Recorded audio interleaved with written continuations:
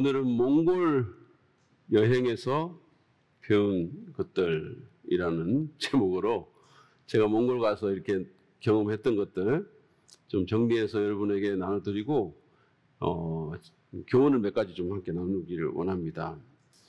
몽골은 제가 이번에 처음 갔거든요. 처음 갔는데 뭐 굉장히 추운 곳 이렇게만 딱 생각하고 갔는데 가자마자부터 그 굉장히 막 교통 체증에 시달려가지고 울란바토르에서 저희가 한국에서 몽골 가는데 3시간 걸렸는데 몽골 공항에서 숙소 가는데 4시간 반인가? 하여튼 뭐 그 정도 걸렸어요. 그러니까 막 5시에 나와가지고 10시쯤 들어가서 거의 5시간 걸렸네요. 네. 물론 중간에 식사하는 시간이 있긴 했지만 그래서 제가 그랬어요. 한국에서 몽골 오는 것보다 몽골에서 숙소 가는 게 더 힘들다. 더 오래 걸린다. 이런 얘기를 했는데 어디를 가든 울란바토르는 그렇게 교통 체증이 아주 심하더라고요. 그러니까 이분들이 유목민이기 때문에 뭐 잘 살든 못 살든 떠나서 말은 하나씩 있어야 되잖아요. 그러니까 차가 하나씩 꼭 있어야 되는 거죠. 그래서 이 도로에 비해서 차가 너무 많아가지고 이거를 인프라가 안 돼 있고 정부에서 제대로 효율적으로 통제를 못 하는데 차는 너무너무 많으니까 안 막히면 그게 이상한 거죠. 그래서 차가 정말로 많이 막혔는데 그 가운데서 열심히 사역하시는 우리 선교사님이 또 우러러 보였습니다. 참 힘들었었어요. 그리고 많은 도로들이 이 바깥으로 나가면 비포장 도로입니다. 그래서 그 차 타는 자체가 너무 힘들어요. 제가 오죽했으면 몸살이 걸렸겠어요. 갔다 와가지고. 그래서 어쨌든 몽골이라는 나라를 한번 보시죠. 저도 모르는데 지도를 한번 보여주세요. 지도를 보여주시면 잘 안 보이실 것 같아요. 우리 이게 스크린이 좀 저거 해가지고 나중에 좀 좋은 걸로 갈 테니까 일단 인내하고 보시죠. 이게 울란바토르의 유비라는 게 울란바토르인데 저희가 이번에 간 게 여기서 이 하트갈이라는 이 북쪽으로 간 거예요. 근데 이게 900km 정도 됩니다. 900km. 차로 가면 15시간 이상이 걸립니다. 근데 이게 이 시퍼런 게 여기 보이는지 모르겠는데 이게 호수거든요. 엄청나게 커요. 제주도 1.5배 정도 되는 서울의 5배인가 뭐 하여튼 그렇게 큰 호수입니다. 바다 같은 호수예요. 그리고 아주 아름다운 호수인데 한국 분들이 관광을 많이 오고 외국 분들도 많이 오시겠죠. 근데 이제 청주에서 직항이 있다고 하는데 여러분들이 울란바토르를 안 오고 여기만 갔다 오시는 분은 그것도 여름에 몽골에서 살고 싶다 이렇게 얘기를 해요. 근데 겨울에 가면 그런 생각 안 들 거고 또 울란바토르 가면 그런 생각 안 들 겁니다. 어쨌든 이 몽골이라는 곳은 이렇게 커요. 이렇게 큰데 이제 어디 갔나? 이거 내가 하는 건가? 도로 주세요. 예. 이렇게 크죠? 근데 저희도 여기서 여기밖에는 이거 왔다 갔다밖에 안 했고 이거는 뭐 도대체 뭐 어떻게 되는지는 전혀 알지가 못하는데 뭐 고비 사막이라든지 엄청나게 큰 지역인데 남한의 15.6배 그렇게 된대요. 한반도 전체 7배라고 하고 그런데 인구는 350만 명밖에 안 되고 그것도 150만 명은 울란바토르로 가서 살기 때문에 저 넓은 곳에 200만이 흩어져 산다고 한번 생각해 보세요. 전 세계에서 인구 밀도가 가장 낮은 지역입니다. 그래서 저희가 이제 선교사님이 농담을 하더라고. 한국 사람 한 1,000만 명만 이쪽으로 이주시키면 몽골 금방 발전한대요. 열심히 일하고 해가지고. 어쨌든 간에. 그리고 사람보다 동물이 훨씬 더 많았습니다. 가면서 하여튼 동물을 엄청나게 많이 만났어요. 많이 만나가지고, 뭐, 동물도 여기 보시면 막 이렇게 많은 동물들, 지금 이게 도로 건너가고 있거든요. 그러니까 가다 보면 이렇게 동물이 때로 도로를 건너가가지고 차가 서 있을 때가 굉장히 많아요. 이거는 저희가 이제 그 도서관 가는 길입니다. 도서관 가는 저 돌길을 우리가 막 가는데 앞에서 양들이 막 가가지고 조금 기다리기도 하고 막 그랬던. 그래서 제가 가면서 계속 찍었는데 계속 있는 거예요. 계속 이렇게 동물들이 너무 많아가지고 저 길에서 저희가 낙타도 만났고 뭐 여러 종류의 동물들 있습니다. 그래서 우리 그 도서관이 있는 곳의 주민이 4,500명인데 가축이 10만 명 하여튼 그러니까 훨씬 더 제가 하트갈 교회에서 설교하면서 뭐라 했냐면 몽골에서는 사람을 위한 교회보다 동물을 위한 교회를 하면 금방 부흥하겠다 그랬어요. 그랬더니 웃더라고요. 몽골에 우리 선교사님들이 가셔가지고 개척한 교회들이 이제 있는데 꿈사랑 교회, 한길교회, 향기나무교회, 그리고 요한도서관이라는 곳에서 지금 김종욱 선교사님이 또 새로 개척을 하셨고, 여기는 없는데 나비도서관이라는 곳에서 지금 요병무 선교사님이 또 하나를 개척하셔가지고 지금 5개 교회가 울란바토르에 진행이 되고 있습니다. 제가 이제 이거는 꿈사랑 교회인데 제일 먼저 토요일 날 들렀는데 청년들이 모여가지고 자기들끼리 그 전사님은 계시던데 하여튼 내일 이제 그 공원에 전도 나간다고 찬양하는 애들인데 열심히 연습하고 막 아이디어 짜고 이렇게 있는 거예요. 그래서 이제 보면서 사진 찍고 이 청년들 중에 한 사람이 기도해 달라 그래가지고 제가 기도해 주고 복을 빌어주고 또 격려하고 그렇게 왔습니다. 그리고 이거는 한길교회 건물입니다. 한길교회라는 교회인데 이 교회는 이렇게 좀 깔끔해요. 자기 건물이 있고 아까 그 꿈과 사랑교회는 상가에 있는데 이 교회는 이렇게 잘 지은 교회 건물이 있습니다. 있고 요게 택시 목사님이라는 몽골 분이세요. 제 쪽에 있는 분이. 그리고 이제 여기 보면 한길교회 갔더니 이정근 집사님이 이게 지금 보일러인데 연탄 보일러, 석탄 보일러를 하고 있는데 그 우리 단기 선교팀 갔을 때 이정근 집사님이 이거를 보일러를 바꿔주겠다고 이렇게 헌신하시겠다고 해가지고 저한테 굉장히 고마워했었어요. 근데 이제 이정근 집사님 지난주에 보니까 아직 헌금 안 보냈는데 그렇게 얘기하시는데 그거 보내시겠죠 뭐. 네. 그래서 하여튼 그랬고요. 그 다음에 이게 향기나무 교회라는 교회입니다. 이 향기나무 교회는 도현웅 선교사님이 지금 사역하고 있는데 제가 참 감개무량했던 게 뭐냐면 제가 불광동교에서 청년부 할 때 우리 신동희 목사도 알겠지만 제가 향기나무라는 이름을 지어줬거든요.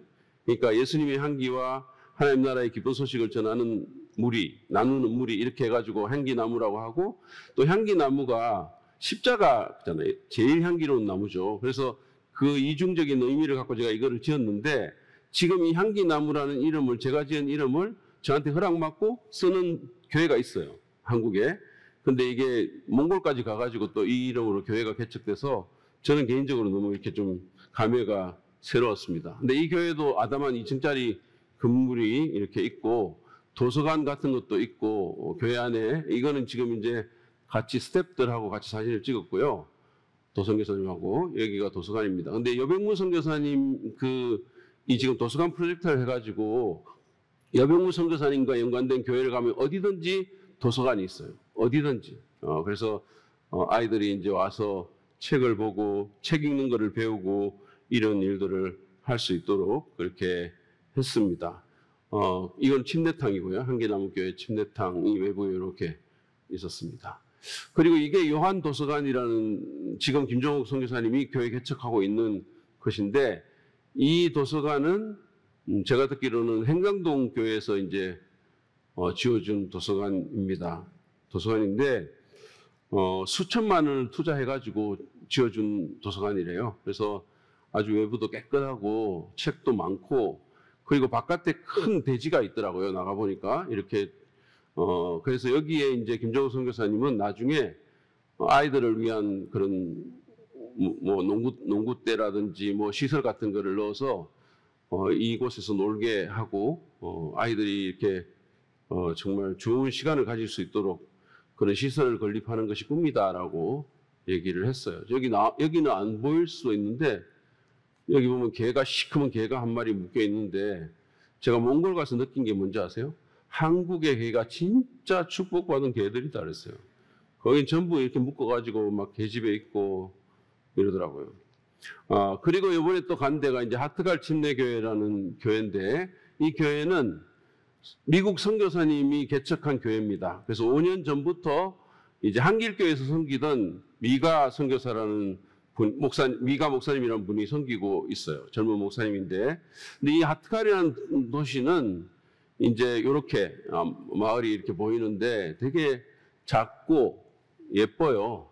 근데 이제 가까이 가면 그렇게 안 예쁜데 예쁘고, 그리고 이 홉스골이라는 거대한 그 호수의 관문 역할을 하는, 이게 전부 이건 제가 찍은 거거든요. 진짜 그림 같더라고요. 그리고 이런 호수 입구에 있는 마을입니다. 인구가 한 3,000명 정도 이렇게 되는 것 같아요. 되는 것 같고, 여기 교회도 이렇게 또 2층에 올라가니까 도서관이 있고요. 그리고 교회 마당에 보니까 여러분들 이게 잘 안 보이시죠? 이게 나중에 좀 좋은 걸 보이면 좋겠는데, 새로운 그 예배당을 짓기 위해서 이렇게 골격이 지금 벽이 있고 골격이 이렇게 있는데 좀 크더라고요, 이거는. 근데 이거를 미국 선교사님이 직접 지어주겠다고 지금 짓고 있어요. 다른 데서 이렇게 막 뭘 만들고 있고 이렇게 하고 있습니다. 이 근처에서 캠퍼장 사역을 하는 목사님이 계시거든요. 그분이 이렇게. 근데 미국 선교사님들은 보니까 집을 잘 지어요. 자기들이 그냥 집을 지어가지고 이렇게 하더라고요. 이번에 우리 도서관도 상당한 노력을 많이 했던 것 같아요. 제가 이날 말씀을 이제 전했는데, 그 말씀을 전할 때 여기 보니까 여러분 보이시죠? 제일 앞에 있는 미국 분들이 있고, 몽골 분들도 있고, 한국 분들도 있고, 숫자는 안 많았는데, 세 나라 사람들이 있었어요. 제가 이제 한국말로 하면 몽골 목사가 통역을 하고 그랬는데, 그 중에 미국 분 한 분은 한국말도 몽골말도 모르는 사람이에요. 요때 미국에서 온 사람이에요. 우리 도서관 보고 싶어가지고 온 사람이에요. 근데 그래서 제가 이분은 어떻게 설교 때 앉아있지 이렇게 생각하면서 설교를 했는데 계속 휴대폰을 보고 있는 거야. 앞자리에 앉아가지고. 그래서 내가 그래도 너무하다. 내가 같은 목사인데 목사가 이렇게 하면 좀 얼굴이라도 쳐다봐야 되는데 계속 휴대폰만 계속 보고 있어요. 그런데 이제 설교 끝나고 나니까 제일 먼저 저한테 달라와가지고 말씀이 너무 좋았다는 거예요. 너무 복을 받았다는 거예요. 그러면서 자기가 휴대폰에 앱으로 다 들었대요.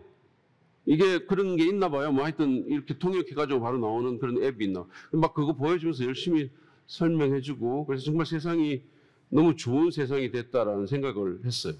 그리고 이거 끝나고 나서 이제 침례식이 있었는데, 그날 이 중에 침례 받는 분이 몽골 분이 한 분 계셨고, 미국 분이 한 분 계셨거든요. 지금 이 미국 여자분이 이제 침례를 받는 거예요. 이분이 장군 부인이에요. 그래서 높은 장성 부인이라 여기에 이제 말하자면 약간 별장 같은 게 있고 여름 때마다 이렇게 오시는 것 같아요. 오는 것 같은데 이분이 이제 2년 전에 한국인 목사님이 와가지고 설교를 했을 때 예수님 영접한 거예요. 그리고 이번에 제가 이제 가서 설교를 했을 때 침례를 받은 거예요. 그래서 침례 받고 나오는데 제가 막 사람 박수 치고 그러잖아요. 그래서 저도 박수 치고 이제 이렇게 축하한다고 얘기를 했더니 저를 덥석 안는 거야. 그러더니 하는 말이 목사님이 시작하고 목사님이 끝냈어요. 이렇게 얘기를 하는 거예요. 근데 내가 가만히 들어보니까 이게 뭐냐 하면, 그분을 저로 착각한 거죠. 예전에 2년 전에 그 목사를. 그러니까 똑같은 목사인 줄 알았던 거죠. 같은 한국 사람이니까. 그래서 제가 아니라고 얘기해주고, 그러니까 친구분이 옆에 있다가, 뭐 어쨌든 한국분이 시작하고 한국분이 끝냈다고 이렇게 얘기를 하는데, 이 스토리가 굉장히 좀 극적인 게 있어요. 그 친구분이 선교사님 부인인데, 정말로 열심히 20년 동안 기도하고 그 구원을 위해서 이렇게 해가지고 마침내 제가 간 날, 그날 마침 또 제자로 부르시는 그런 부분 제가 설교를 했는데 침례받고 주님 따라가게 돼서 너무너무 기뻤습니다. 그 다음에 사랑의 샘 도서관이란 도서관은 지난번에 잠깐 우리가 영상으로 여러분들이 보셨죠? 이거는 우리가 지난 부활주일에 헌금한 그 돈으로 이렇게 만든 건데 그 도서관이 위치해 있는 마을이에요. 아르볼락이라는 마을인데 한 4,500명 인구가 되고 비포장 도로고 막 이런 도로예요. 근데 그런 마을인데 이 마을의 특징은 뭐냐면 어린애가 굉장히 많다. 500명 이상이 아이인 거예요. 초등학교도 있고. 그래서 이제 그 미가 목사님이 요 집이 도서관입니다. 저는 게르 도서관 한다 그래가지고 게르의 도서관을 할 줄 알았거든요. 원래는 처음엔 그렇게 했었어요. 근데 이번에 이병모 선교사한테 얘기를 들어보니까 게르는 5년마다 다시 또 뭔가 새롭게 해야 되고 굉장히 좀 내구성이 약해가지고 요즘은 이제 게르를 가능하면 안 한다고 그러더라고요. 근데 이 집은 이게 우리가 된 돈으로는 택이 안 되는 거거든요. 근데 알아봤더니 미국 선교사님이 이미 이제 그 집을 사놓은 집인데 요번에 우리가 한 그 헌금으로 도서관으로 이제 꾸몄는데 제가 좀 감동받아 이렇게 이쁘게 꾸며놨어요. 이 바닥이며 뭐 이런 거. 근데 이거를 여백무 선교사님이 이 경비를 절약하려고 일주일 전에 거기 가가지고 이거 가는 길이 너무 흉험하거든요. 돌길 가야 되고 산길 가야 되고. 그런데 거의 한 3시간, 4시간 왕복으로 이렇게 왔다 갔다 하면서 직접 이걸 한 거예요. 그 재료비, 인건비 아끼려고 그 몽골 형제 한 분하고 같이 그래서 열심히 그렇게 했습니다. 해가지고 요번에 좋은 그런 식을 했는데 저희가 지금 서 있는 곡이 현판이 달려 있는데 요거는 그 미가 목사 사모님이 직접 쓴 거고 사랑의 샘 도서관이라고 또 저희가 들고 있는 이거는 성도가 써서 이제 여기에 헌신한 분들한테 다 선물로 이렇게 주더라고요. 그래서 참 감사했고요. 그 다음에 이 도서관 지난번에 잠깐 얘기를 했지만 이 도서관을 이제 결국은 교회로 주일날에는 예배 드리는 곳으로 만들고 싶어 해요. 미가 목사가. 근데 이제 그러려면 이제 아이들이 오게 되면 아이들을 돌봐주고 아이들한테 책 읽는 거 가르쳐주고 아이들하고 말해주고 이래야 될 사서가 필요한데 그 사서를 운영하기 위해서 매달 15만 원이라는 경비가 필요하다라고 얘기를 했습니다. 그래서 여러분들 중에 또 기도하시고 감동되시는 분들은 뭐 얼마든지 만 원이든 2만 원이든 또 이렇게 그 지목해서 하시면 저희들이 또 같이 드리도록 그렇게 하겠습니다. 너무너무 필요한 아이들이 갈 데가 없는 거예요. 여기 그리고 이 여백무 선교사님은 어쨌든 이 아이들이 도서관에 오면 공부하는 아이들이 된다는 거예요. 예수님을 알게도 되지만 공부하는 아이들이 되고 공부하는 아이들이 되면 나중에는 결국은 울란바토르 대학에 올 수 있고 울란바토르 대학에 오면 거기서 또 복음 들을 수 있고 하여튼 이런 여러 가지 생각들이 많더라고요. 아주 전략적으로 이렇게 사역을 하고 있었습니다. 그리고 또 하나 저희들이 간 데가 뭐냐면 홉스골의 캠프장이거든요. 근데 이제 이 캠프장은 제가 사진을 미리 많이 못 찍어가지고 근데 너무나 거대해요. 미국 선교사님이 운영하고 있는데 미키 선교사님이라는 분이 운영하고 있는데 이거는 이제 캠프장 안에 있는 그런 그 게스트 하우스 같은 데예요. 근데 이런 것들이 여러 개가 있고 굉장히 뭐 많은 시설들이 있습니다.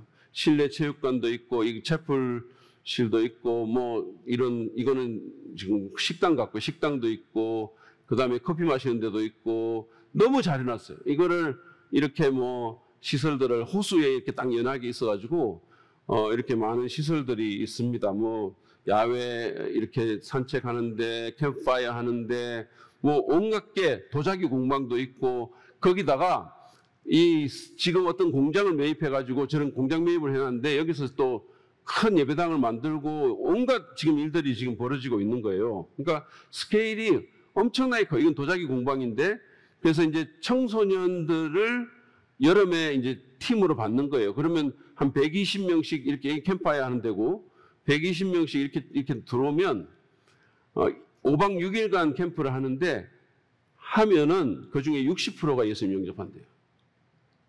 그리고 나간대요. 그러면 이제 교회에 연결시켜주고 이런 사역을 하고 있습니다. 굉장히 귀한 사역을 하고 있고 너무 시설이 너무 좋은 거예요. 그래서 제가 참 부러운 생각이 들었어요. 우리나라 아이들한테도 이런 시설이 있으면 얼마나 좋을까. 그 아이들이 가서 정말로 거기서 왕처럼 대접받고 거기서 정말 이렇게 아름답게 재밌게 이렇게 시설을 보내면서 시간 보내면서 복음 듣고 예수님 알게 되고 그런 거예요. 그래서 여백무 선교사님이 이런 제안을 하시더라고요. 한국에서 좀 아이들 모아가지고 지금 청주공항에서 바로 오는 직항기가 있다니까 이거 5박 6일이면 10만 원 정도밖에 안 된대요.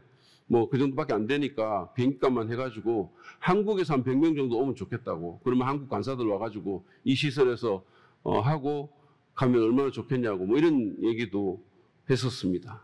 그래서 다음 세대를 복음화시키는데 정말로 중요한 역할을 하고 있었습니다. 또 한 곳을 우리가 간 것은 크리스 선교사님이 하는 그 커피숍을 이제 저희들이 그 홉스골에서 울란바토르 오는 길에 제가 15시간 길이라 했잖아요. 근데 이게 막 길도 별로 안 좋은 데다가 너무 크니까 뭐 우리가 생각하는 그런 휴게소 같은 게 없어요. 그래서 이제 휴게소라도 들릴 겸 해서 이 선교사님이 하는 이 커피숍에 간 거죠. 갔는데 이분은 또 그냥 이렇게 커피숍을 해요. 작은 자그마한 커피숍, 자기가 만든 커피숍을, 이거 자기가 만들었다 그러더라고요. 자기 아들하고 자기가 만들었는데 이렇게 하고 있는데 굉장히 조용하게 그렇게 하고 있었어요. 이제 커피숍 안에서 저희들 찍은 사진인데 앞에 그 미키 선교사님하고는 성격이 전혀 다르죠. 또 예, 이분은 스케일도 작고 아주 그냥 주민들하고 같이 살면서 저희가 있는 동안에 이렇게 오더라고 와가지고 커피 사갖고 가고 이 마을의 유일한 커피집인 거예요. 그래서 와서 이제 근데 제가 이렇게 관찰을 하니까 이분이 너무 예수님 같은 거야. 예수님 같은 거야. 그래서 온화하고 표정도 너무 따뜻하고 여백모 선교사님 무슨 얘기를 하냐면 이분을 보면 그러니까 우리는 보통 뭘 막 좀 이루어야 되겠다. 목회자도 그렇고 선교사도 그렇고 이런데 이분은 그런 게 전혀 없는 거예요. 뭘 이루어야 되겠다 이런 게 없이 그냥 같이 사는 거예요. 그냥 같이 살고 섬기고 사랑하고 그러면서 이제 사람들하고 관계 맺어가지고 주일날 자기 집에 초대하면 거기서 예배 보고 예배 드리고 그래서 제가 갔을 때도 굉장히 기뻐하면서 이번에 고등학교 3학년 아이가 하나가 예수님 영접하고 침례 받는다고 그렇게 얘기를 하더라고요. 근데 저희가 이제 여기 갈 때 이제 저희 집사람이 이제 화장실 이런 데 좀 예민해가지고 몽골에 하여튼 화장실 갈 만한 데가 없어요. 그 휴게소 같은 것도 잘 없고 재래식 화장실들도 막 많고 막 그러고 이렇게 제가 들었는데 여자들은 꼭 우산 하나씩 들고 다니라고 그러더라고요. 왜냐면 길에서 그냥 우산 펴고 이렇게 해야 된다고 뭐 그런 얘기도 듣고 막 그랬어요. 그러니까 우리 사람이 예민해가지고 막 그러다가 여기 간다 그러니까 너무 좋아하는 거야. 미국 사람이 하는 커피숍이니까 깨끗한 화장실이 있을 줄 알고 그래서 들어갔거든요. 그래서 들어가자마자 화장실 있냐 그러니까 있다 그러더라고. 뭐 있냐 그러니까 이 자기 나무로 이렇게 한 담이 있는데 그 이렇게 돌아가면 있대요. 그래서 우리 집사람이 기대에 넘쳐서 돌아갔는데 있기는 있는데 재래식 화장실이었었어요. 그래가지고 제가 어떤 생각을 했냐면 아니 미국 사람들은 우리보다 훨씬 더 그 화장실 문화가 더 발달되고 깨끗한데 아니 이분도 하루 종일 거기 커피숍에 있는데 그러면 이분도 그럴 거 아니겠어요. 근데 이 미국 사람이 정말로 10,000km 이상 떨어진 몽골에 와서 왜 이렇게 살까 그런 생각이 들었어요. 왜 이게 커피숍에 물이 안 돼가지고 물도 자기 집에서 갖고 나오는 거예요. 그래가지고 그러면서 이제 사람들 섬기고 조용히 따뜻하게 별로 뭐 이렇게 말도 많지 않고 그러더라고요. 그런 생각하면서 제가 예수님 생각이 났어요. 예수님이 이분은 그래도 미국에서 몽골로 왔지만 예수님은 진짜 천국의 보화를 다 버리시고 하나님과 본체이신 그분이 이런 사람이 돼가지고 이 타락하고 더럽고 죄 많은 세상에 왔을 때 어떤 마음이었을까? 왜 예수님이 그래야 됐을까? 그런 생각이 들었습니다. 저는 굉장히 여기서 인상을 많이 받고 제 자신을 돌아보게 됐어요. 이분 보면서. 이게, 이분이 되게 이렇게 성자 같은 느낌이 드는 거예요. 우리는 막 마음속에 뭔가 막 하려고 하고 막 뭐 이런 게 있잖아. 누가 막 좀 알아주기를 원하고. 근데 이분은 그런 게 전혀 없는 것 같아서. 네. 그 다음에 이제 우리가 간 곳이 울란바토르 대학인데요. 울란바토르 대학은 이번에 선교팀도 물론 가셨겠지만 이제 1995년에 한국 선교사 부부에 의해서 설립된 몽골의 사립대학입니다. 그 몽골의 국립대가 있는데 서울대학 같은 학교가 있고 사립대 중에서는 이 학교가 제일 좋은 학교라고 그러더라고요. 근데 이제 이 몽골의 울란바토르 대학에 이게 설립될 때부터 여백모 선교사님이 같이 했거든요. 그러니까 지금 몽골 선교사 중에는 제일 고참이에요. 그분이. 제가 얘기를 들어보니까 이분이 외국어 대학을 나왔는데 여백모 선교사가 외대 졸업하고 그냥 간 거예요. 거기를. 물론 교회에서 파송은 받았는데 신교회 인준도 안 받고 그냥 간 거예요. 가가지고 설립 초기부터 이 학교 사역에 합류를 했습니다. 그래서 이 학교에 왔던 많은 형제 자매들이 예수님 영접하고 또 교회에 더해지고 그리고 몇몇 학생들은 우리 신학교에도 들어와가지고 제 제자가 되고 또 어떤 학생들은 한국에 와서 이제 신학교에는 안 오지만 뭐 연세대학교, 서울대 이런 데 박사과정 들어가가지고 그래가지고 박사학위 따고 다시 돌아가서 여기서 지금 제가 이번에 가서 토야라고 사진 안 찍었는데 토야 자매라고 우리 교회도 옛날 상가있을 때 왔어요.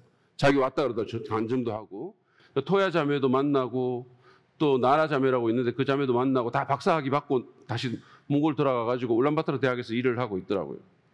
그래서 지금 또 여병무 선교사님 교회에서 동역하고 있고 이런 일들을 하고 있는 거죠. 그리고 지금 그 사모님인 강선아 선교사님은 이 세계 세종학당들이 여러 군데가 있는데 한글 가르치나 세종학당이 여기가 최초 1호예요. 울란바토르 대학이. 근데 여기에 지금 세종학당 장을 맡고 있습니다. 이분이. 그리고 김정옥 선교사님도 여기서 교수로 사역하고 있는데 자기가 이번에 1학년 그 한글학과 1학년 지도교수인데 김정옥 선교사님이 한 번 지도교수가 되면 졸업할 때까지 계속 같이 있대요. 그래서 니네들은 죽었어 이렇게 얘기하더라고요. 그러니까 자기가 이제 계속 같이 있으면서 복음 전하고 이렇게 해가지고 주님께로 인도하려고 꿈에 부풀어 있는 모습을 봤습니다. 그래서 제가 울란바토르 대학을 보면서 뭐 사진을 많이 못 찍었거든요. 이게 아까 본 그 건물 외에도 뭐 건물이 5개가 있다 그러든가 그런 건물도 많고 뭐 했는데 제가 몇 군데 못 가봤는데 어쨌든 젊은이들, 지도자들을 전도하고 또 발굴하고 키우는 굉장히 전략적인 그런 사역이라고 생각이 들었어요. 여병무 선교사님이 이 대학에 들어가게 된 게 굉장히 잘한 거다.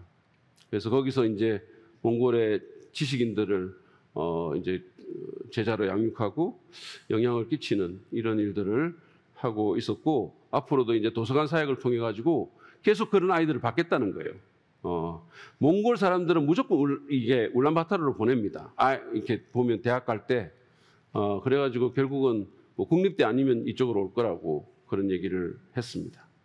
그 다음에 제가 이제 한 게 뭐냐면 오기 전날 하루 종일 구원론 세미나라는 걸 했는데 이게 현장에서 이제 사람들이 참여하고 또 뭐 줌으로도 하고 한 20명 정도 이렇게 참여를 했어요. 근데 이 세미나 주제가 구원론인데 제가 사실은 선택한 게 아니고 여병무 선교사님이 선택을 했거든요.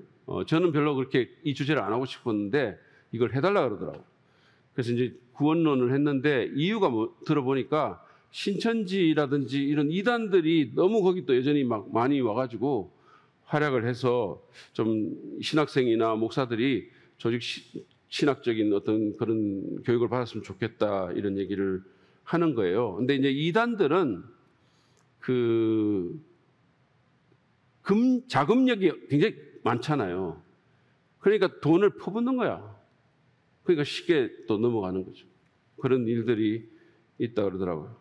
그리고 이제 이 전도가 잘 안 되는 것이 몽골의 어떤 그 국민소득 상승에도 이거는 제가 지금 끝나고 나서 거기서 감사하다고 뭘 주는데 이게 저한테 주는 것이 아니고 이정근 집사님한테 전해달라고 준 거고 저한테도 하나 줬어요. 네, 저한테도 하나 주고 그랬어요.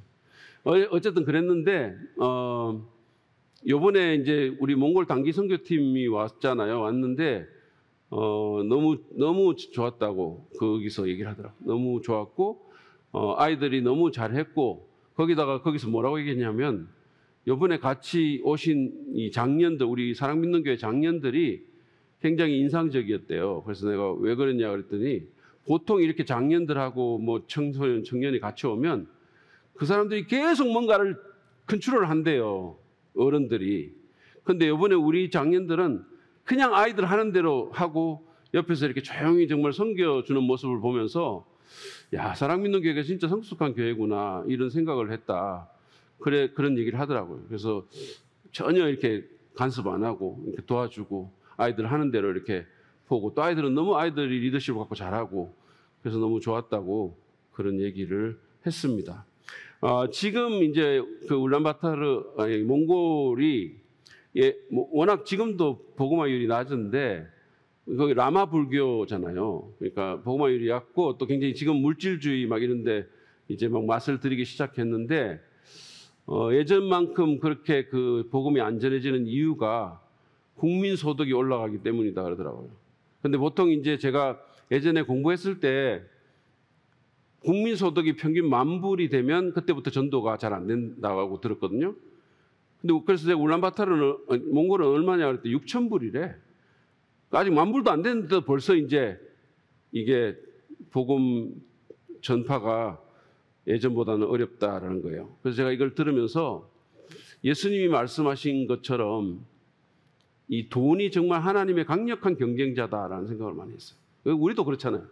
우리도.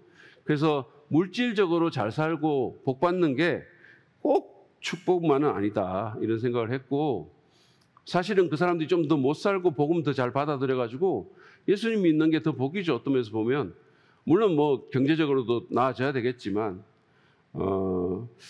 그래서 이 물질적인 축복은 주의 깊게 다루어야 된다. 우리가 우리의 영혼을 위해서 하나님께서 여러분을 물질적으로 축복하시고 정말 이렇게 별로 외국과 연관해서 전 세계와 연관해서 이렇게 좀 살만하게 하시면 우리가 거기에 너무 빠지지 말고 정말 이 복을 잘 다루어야지, 안 그러면 이것이 우리의 영혼에 굉장히 위험할 수 있겠다 이런 생각을 했습니다. 미국은요 참 희한한 게 뭐냐면 세계 최강대국이잖아요.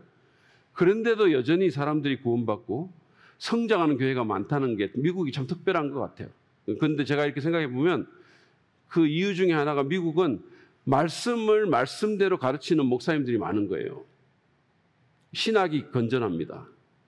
그래서 그게 참 하나의 요소가 되지 않을까. 물론 미국도 요즘 많이 어렵지만 그런 생각이 들고, 그래서 우리나라도 물질적으로 복을 받고 나라가 좋아지고 아이들이 정말 더 건강하게 인간답게 사는 것도 참 중요한데, 그럴수록 우리가 경제적인 그런 복들을 잘 다루어서 거기에 매이지 말고 하나님이 원하시는 의도대로 물질을 사용하고 물질이 아니라 하나님께 소망을 두는 우리가 됐으면 좋겠다 그런 생각을 했습니다. 이것이 저희가 가서 이제 했던 일들 또 지역들 뭐 이렇게 좀 요약을 해드렸고요. 제가 거기 가서 받은 몇 가지 뭐 여러 가지를 느꼈는데 한 3가지를 정리해서 여러분에게 간단히 나누도록 하겠는데, 하나는 하나님이 우리를 축복하시는 이유를 좀 깨달아야 한다라는 생각이 들었어요. 이번에 몽골에 가보니까는요, 우리나라의 위상이 진짜 대단하다는 걸 느꼈어요. 가신 분들은 봤겠지만, 울란바토르의 CS, CU, GS 23가요? 뭐 하여튼 이런 것들이 너무나 많고, 이건 제가 이제, 저는 한국에서도 한 번도, CU에 들어가가지고 라면 먹은 적이 없어요. 근데 이번에 제가 여기 가서 처음으로 이 CU 들어가가지고, 울란바토르로 돌아오는 길에 저녁을 여기서 먹었거든요. 컵라면 먹었는데, 이런 게 너무 많고, 그 다음에 이마트 이것도 울란바토르에 5점까지 있다 그러더라고요. 너무 크고, 뭐 인산이네라요. 하여튼 뭐 그렇게 하고, 그 다음에 뭐 뜨레쥬르 뭐 빵집도 있고, 메가커피, 카페베네, 다멘탐스. 그리고 이거는 있잖아요. 제가 오다가 찍은 건데, 아니, 한국 경남 여객이 적혀 있는 거야. 몽골 고속도로에 경남 여객이에요. 그래서 제가 너무 웃겨가지고 찍었는데, 물어보니까 여백문 선교사님이 이제 한국에서 중고차나 뭐 중고 이런 제품 사잖아요. 그럼 거기에 한국말이 쓰여 있으면 지우려고 하지 않는데요. 왜냐면 우리가 예전에 우리가 영어 이렇게 뭐 있으면 있는 것처럼 해가지고 좋아해가지고 영어를 좋아했듯이 몽골 사람들이 그렇다는 거예요. 그래서 뭐 한국 글자를 너무 좋아하고 한국이 몽골인들의 선망의 대상이에요. 몽골 사람 중에 한국 와본 사람들이 너무너무 많아요. 그리고 한국 가고 싶어하는 사람들이 너무 많아요. 그 한류의 어떤 그 위세도 여전히 대단했고, 그래서 어쨌든 우리나라 국력이 그만큼 커졌다라는 것을 느낄 수가 있었어요. 느낄 수가 있었고, 예전에 제가 이건 벌써 11년 전이네요. 터키 갔을 때도 고등학교 아이들이 저를 보고 막 쫓아왔다니까요. 쫓아왔어요. 그래가지고 막 그 아이돌 이름 대면서 막 나한테 얘기하고 막 사진 찍고 막 이랬거든요. 그러니까 이 우리나라의 그 국력이 굉장히 신장됐구나 이런 생각을 하면서 참 가슴이 좀 뿌듯한 그런 부분도 있었고, 그 다음에 거기서 제가 느낀 건 뭐냐면, 야, 한국이 얼마나 살기 좋은 나라인가. 거리가 얼마나 정말 도로가 좋고 깨끗하고 시설이 얼마나 발전되어 있고 편리한지를 그냥 뼈저리게 느꼈어요. 그럼 막 거기서는 뭐 이런 아까 뭐 경남 여객처럼 막 한국말 좋아하고 그런 거예요. 그래서 저는 국뽕에 취해가지고 좋아만 하려고 했는데 사실은 우리가 그렇게 하면 안 되고 하나님이 우리를 왜 이렇게 축복하셨는지를 물어야 돼요. 그리고 그것을 그 이유를 깨달아야 됩니다. 사실은 우리나라만이 아니에요. 여러분, 하나님이 왜 우리 교회를 이렇게 축복하실까? 그것도 물어야 돼요. 지금은 교회가 성장하는 시기가 아닙니다. 제가 지난주에도 어떤 사람이 저한테 현상 유지만 해도 너무 잘하는 거라는 얘기를 제가 들었어요. 대부분의 교회가 쇠퇴하고 있죠.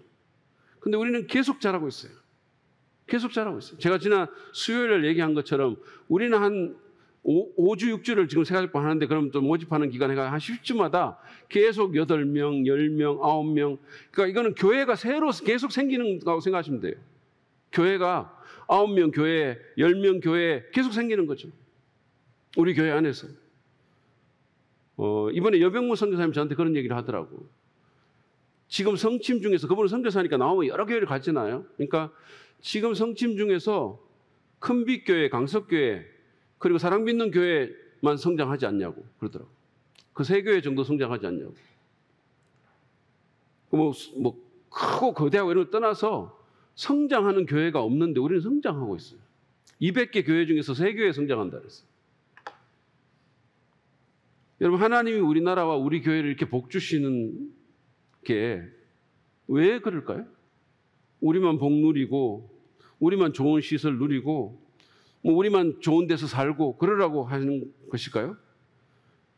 우리가 그 이유를 분명히 인식해야 돼요. 그것은 바로 어려운 교회들, 선교사님들, 또 그 지역의 교회들에게 이 복을 흘려보내라고 그렇게 하시는 겁니다.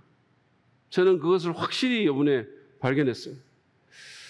이때까지는 우리가 교회 건축이라든지 뭐 이런 일들이 있어가지고 충분히 못한 부분들이 있지만 이제부터라도, 물론 지금까지도 우리가 최선을 다해서 했지만 이제부터는 더 정말 적극적으로 축복의 통로가 되어야 될 줄 믿습니다. 우리 교회를 통해서 더 정말 많은 나라의 교회들이, 또 지역의 교회들이, 어려운 사람들이 복을 받아야 돼요. 그래야 우리도 삽니다. 여러분, 이스라엘에 가면 바다라고 불리는 게 2개가 있죠. 갈릴리 바다하고 사해입니다. 근데 갈릴리는 계속 물을 흘려보내잖아요. 그 물을 흘려보내기 때문에 그 안에는 수많은 물고기들이 살아요. 생명력으로 넘쳐나요. 근데 사해는 받기만 하고 안 흘려보내기 때문에 죽은 바다가 된 거예요. 우리 교회가 복을 흘려보내면 그게 당장은 뭐 우리 교회의 손해인 것처럼 생각될 수 있어요. 우리 교회에 사람을 내보내고 우리 교회에 어떤 재정을 내보내면 그게 당장은 손해일 수 있는 것처럼 생각될 수 있지만 사실은 그게 우리 교회가 사는 길이에요. 우리 교회가 생명력으로 가득 차게 되는 길이에요. 강석교회가 예전에 김경석 목사님 오고 얼마 안 돼가지고 30명 내보내가지고 개척교회 했거든요. 근데 그분이 나한테 그러더라고. 30명 나가고 나서 한 달 만에 30명 채워졌다 그랬어요. 한 달 만에. 하나님 보내주시더래요. 그 교회 역사 가운데 그런 일이 없었대요. 여러분, 우리가 복을 흘려보내면 우리도 살게 될 겁니다. 더 살게 될 것입니다. 여러분, 하나님께서 우리를 세계 경제 10위권 나라에 성장하는 그런 나라의 교회로 만드신 것은 복을 흘려보내라고 그렇게 한 겁니다. 그러므로 우리만을 위한 교회가 되지 맙시다. 우리끼리 갇혀있는 그런 교회가 되지 맙시다. 하나님 나라를 위해서 복을 흘려보내는 관대한 교회가 되기를 축복합니다. 그리고 관대한 우리 그리스도인이 되기를 축복합니다. 그러면 우리는 계속해서 하나님의 복을 누리는 교회로, 또 개인으로, 가정으로 축복을 받고 성장할 수 있게 될 것입니다. 두 번째로 제가 느낀 것은 세계 복음화의 그 비전을 이루려면 실제로 희생하고 헌신해야 된다는 겁니다. 그러니까 이게 정말 희생이 우리에게 돼야 된다는 거예요. 살이 뜯기는 것 같은 어떤 면에서. 여러분 마태복음 28장 19절부터 20절 말씀은 지상 사명으로 잘 알려져 있는 말씀이에요. 우리 같이 한번 읽겠습니다. 여러분은 열심히 읽고 저는 물을 마시겠습니다. 시작.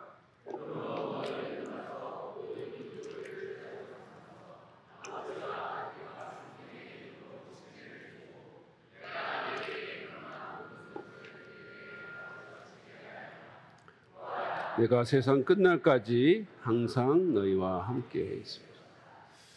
모든 민족이 제자가 되고 온 세상의 교회가 세워지는 이게 바로 주님의 비전입니다.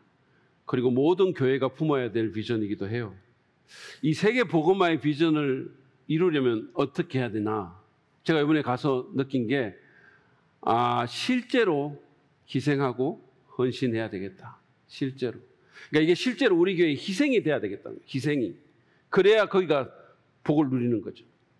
거기가 복음화가 되는 거죠. 여러분 제가 이번에 나가서 본 그리고 저번에 단기팀이 가서 본 그런 교회들 또 그런 도서관들, 캠프장들, 전도처들 저절로 세워진 게 아니에요. 누군가 어떤 교회가 제 살을 깎는 희생을 했기 때문에 그런 헌신을 했기 때문에 그게 거기 있는 겁니다. 이번에 개관한 사랑의 샘 도서관도 한 미국 교회에서 집을 사주고 우리가 거기에 또 뭔가 헌금을 하고 여병무 선교사님 일행이 밤낮으로 수고했기 때문에 그 마을에 그게 실제로 세워지게 된 거죠. 이번에 여병무 선교사님이 저한테 그러더라고요. 그 자기를 파송한 교회가 강동성서 침례교회인데 그분만 파송한 게 아니고 김종옥 선교사님도 파송했고 실제로 정말 그 많은 투자를 했거든요. 이런 얘기를 하더라고. 강동성서 침례교회가 자기와 비롯해서 몽골 선교에 투자 안 했으면 그 교회 건물 벌써 지었을 거라고. 지금 상가에 있거든요, 거기. 몽골의 복음화를 위해서 거액을 헌신했기 때문에 사람이 왔기 때문에 교회를 짓고 도서관을 만들고 선교사가 지금까지 있는 겁니다. 예전에 불광동교회 김우생 목사님도 저한테 비슷한 말을 했어요. 신동희 목자는 알겠지만 그 당시 그 교회가 식당이 없어가지고 막 식판 들고 이렇게 받아가지고 아무데나 막 들어가야 되는 거예요. 주일학교 막 이런 데 들어가야 되고. 그러면 식판 받아가지고 어떤 날 비가 오면 막 식판에 비가 막 떨어져요. 그 큰 교회에서 그랬었어요. 근데 김우생 목사님이 저한테 그런 얘기를 하는 거예요. 이 목사님, 우리가 선교 안 했으면 식당 벌써 지었습니다. 우리가 선교 안 했으면 벌써 지었어요. 그런 희생과 헌신이 있었기 때문에 멕시코에, 인도네시아에, 캄보디아에, 가나에 교회들이, 학교들이 세워진 거예요. 우리가 지금 태국의 김인태 선교사님 가정을 파송했죠. 지금은 매달 한 200만 원 정도의 우리가 선교비를 보냅니다. 그런데 때가 되고 필요가 생기면 우리는 더 큰 희생과 헌신을 할 각오를 해야 돼요. 여러분 거기에 교회를 세우면 그거 누가 짓습니까? 누가 지어요? 김인태 선교사님이 돈 벌어서 짓습니까? 거기 뭐 태국 사람들이 헌금합니까? 우리 몫이에요. 우리가 해야 돼요. 사역을 일으키고 복음을 전하기 위해서 이 태국 캔컨 땅에 시설을 만들거나 교회를 세우려면 정말 희생이 없이는 가능하지 않아요.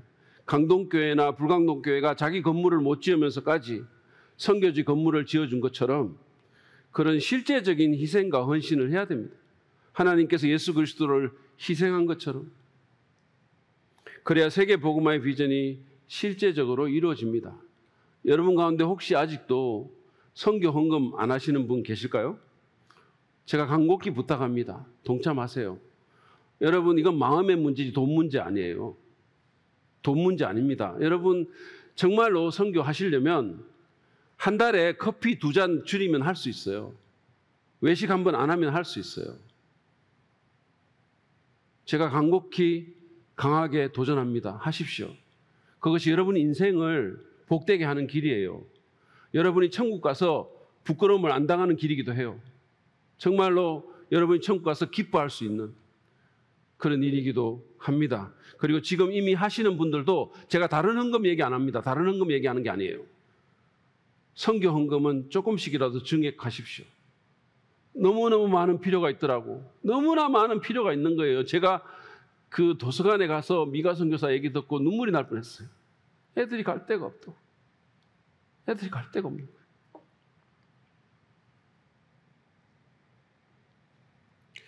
그래서 우리가 실제적으로 개인적으로 헌신하고 교회적으로 헌신할 때 정말 내 살이 깎이는 것 같은 그런 어떤 희생이 있을 때 세계 복음화가 실질적으로 이루어질 겁니다. 세 번째로 마지막입니다. 우리는 전도의 열정을 회복해야 될 필요가 있어요. 이번에 제가 만났던 사람들, 미가 목사님, 크리스 선교사님, 꿈사랑교회 청년들, 여병무 선교사님 다 전도의 열정을 가진 사람들이라고요. 미가 목사는 자기 지역인 그 하트갈뿐만 아니라 이번에 우리 도서관을 세운 아르볼라, 그게 비포장도로 한 2시간 와야 돼요.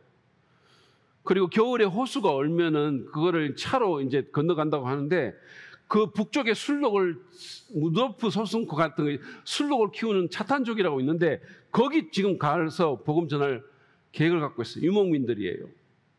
그런데 제가 여병무 선교사님한테 들어보니까 겨울에 차 갖고 호수를 건너다가 4차 정도는 빠진대요. 어떻게 보면 정말 그런 위험을 무릅쓰고 복음을 전하려는 거 아닙니까?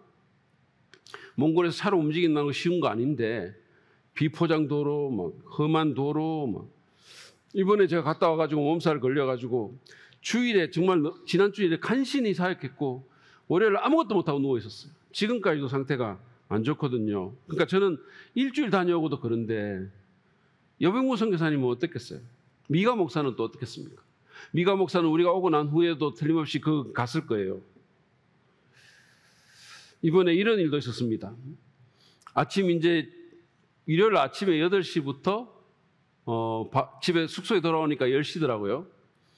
무려 400km를 움직이면서 설교하고 개간식 갔다가 축사하고 이러고 이제 울란바토르로 돌아가기 전에 월요일 날 오전에 좀 쉬는데 홉스콜 주변, 이제 호수 주변에 이렇게 산책을 하고 그리고는 이제 말을 태워주는 거예요. 그래서 이제 1시간 정도 말 타기를 했습니다. 이제 하는데 이건 제가 찍은 거예요. 찍은 건데 요 파란 옷 입은 마부가 제 말을 이렇게 몰고 가는, 저는 말 못하니까 이렇게 끌고 가는 사람인데 여병무 선교사님이 그분한테 이렇게 말 타고 오더니 뭐라고 말을 하기 시작했어요. 그러면서 이제 어떻게 됐냐면 이 마부가 그 하트갈 침례교회에 한번 가본 적이 있다고 얘기를 했나 봐요. 그러니까 그때부터 복음을 전하기 시작하는 거예요. 그분한테. 근데 복음을 전하는데 이분이 여병무 선교사님이 외국인이니까 이제 말 타고 막 하다 보니까 말이 잘 안 들리니까 여병무 선교사님이 같이 간 몽골 형제한테, 그분 한국말도 하고 몽골도 하는 한 분인데 복음 전하세요 이렇게 얘기를 하더라고. 그래서 둘이 바꾸고 이제 그분이 와서 복음을 전하는 거예요. 그래서 말을 타고 이렇게 가는데 그분이 열심히 복음 전하고 저는 그 뒤에서 뭔지 알아? 계속 기도했어요. 하나님, 이 마부가 예수님 믿을 수 있도록 도와주세요. 이 복음이 그 마음속에 들어갈 수 있도록 도와주세요. 계속 기도하는 거예요. 여러분, 우리는 전도의 열정을 회복해야 됩니다. 우리가 사는 것은 여기 이 땅에서 그냥 출세하고 성공하고 인정받고 여기서 잘 먹고 잘 살기 위해서가 아니에요. 물론 그러면 더 좋겠죠. 그렇지만 그게 우리의 목적이 아닙니다. 우리는 천하보다 귀한 영혼이 없어지지 않을 한 사람을 주께 인도하기 위해서 여기 있는 것임을 꼭 기억해야 됩니다. 이거는 개인도 교회도 마찬가지예요. 여러분, 복음 전도의 사명을 잃어버린 교회는 교회도 아니에요. 그냥 모여가지고 자기들끼리 종교 노름하는 거죠. 사명감이 없는 교회가 어떻게 교회입니까? 교회 운영하려고 있는 거 아니잖아요. 교회는 사명을 가진 단체예요. 예수님은 마가복음 16장 15절에서 너희는 온 세상에 나가서 만민에게 복음을 전파하라라고 우리에게 명령했어요. 여러분, 이거는 제안이 아니고 명령입니다. 우리가 순종해야 될 말씀이에요. 교회가 순종해야 될 말씀이에요. 그분은 또한 사도행전 1장 8절에서 성령이 너희에게 내리시면 너희는 능력을 받고 예루살렘과 온 유대와 사마리아에서 그리고 마침내 땅끝에까지 이르러 내 증인이 될 것이다 라고 말씀하셨죠. 우리가 예수님의 증인으로 못 산다면 뭔가가 잘못되어 있다는 거죠. 증인이 될 거라 그랬는데 예수님이. 예수님이 틀렸든지 우리가 틀렸든지. 왜 우리는 증인으로 못 살까? 왜 그럴까? 성령이 없나? 능력이 없나? 여러분, 복음을 전합시다. 사도 바울은 때를 얻든지 못 얻든지 항상 힘쓰라 그랬어요. 이번에 제가 몽골 가서 확실히 느꼈습니다. 예수님만이 우리의 소망이에요. 예수님만이 우리의 소망이에요. 제가 그 어떤 농장에 가서 조그마한 아이들 3명을 이렇게 봤는데 깨치치 해가지고 이렇게 가는데 제가 사진 찍자 그러니까 이러고 사진 이렇게 하더라고요. 근데 걔들 보니까 한국 애들하고 너무 비교가 되는데 걔들 보면 제가 그렇게 생각했어요. 얘들에게 유일한 소망은 예수님밖에 없다.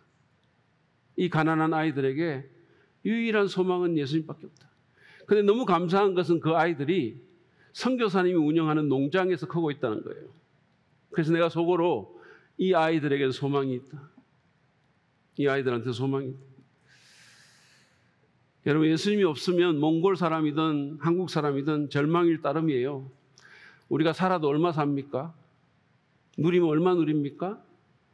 우리 어머니 말씀대로 다 참 인생 허무하다 그랬어요. 우리 아버지 대학 교수 하신 분이세요. 박사하고 존경받으신 분입니다. 인생 참 허무하다 이러시더라고요.